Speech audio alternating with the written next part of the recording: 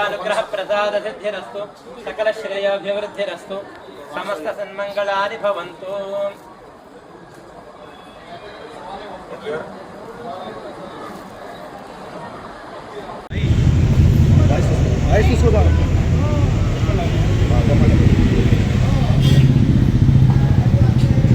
అమ్మ కనకదుర్గమ్మ సాక్షిగా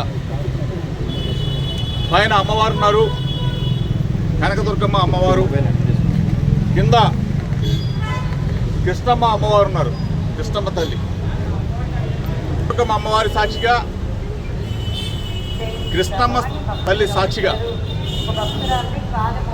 నిబద్ధతతో నిజాయితీతో నిండు మనసుతో అమ్మవారిని వేడుకున్నాను.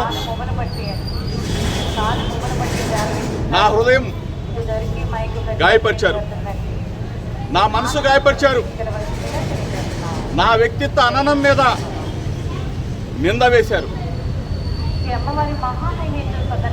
నేను నిబద్ధతతో నిండు మనసుతో అమ్మవారిని వేడుకున్నాను.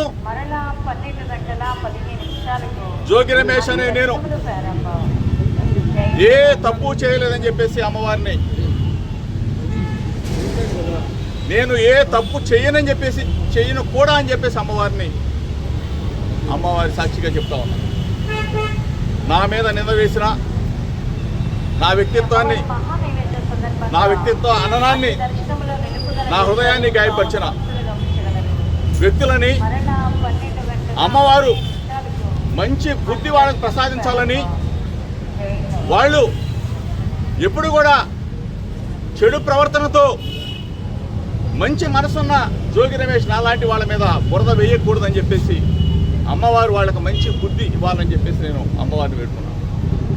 గత 10 రోజులుగా చెప్తా ఉన్నా, మీడియా మిత్రుల సాక్షిగా చెప్తా ఉన్నా, రాష్ట్ర ప్రజలందరికీ చెప్తా ఉన్నా, జోగి రమేష్ అనే నేను ఎప్పుడు ఏ తప్పు చేయలేదు, చేయనని చెప్పేసి.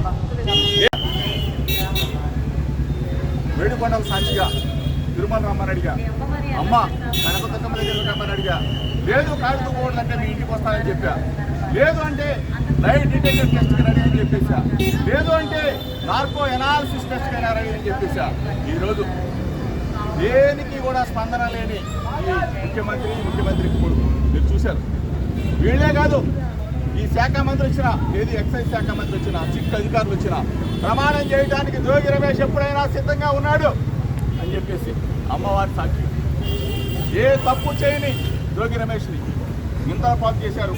మీరే వచ్చి అమ్మవారి సాక్షిగా జోగి రమేష్ మీద మేము తప్పుడు మాటలు మాట్లాడామని చెప్పమని చెప్పేసి మీడియా మిత్రుల సాక్షిగా అడుగుతా ఉన్నా.